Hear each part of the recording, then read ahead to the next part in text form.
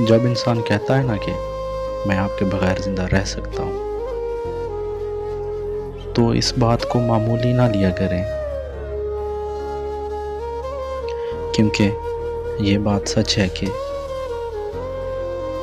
कोई भी किसी के बगैर मरता नहीं है। लेकिन दूसरा रुख ये है कि जीने के अंदाज बदल जाते हैं, ज़िंदगी के तौर तरीके बदल जाते हैं,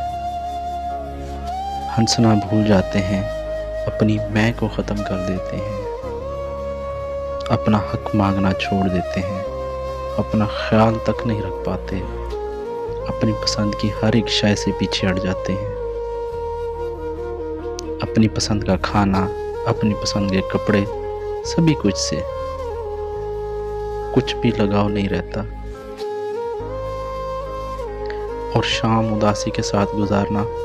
मामूल बन जाता है। और तब अगर इस का एहसास होता है तो आईने में नज़र आने वाले शख्स को, बाकी किसी को नहीं।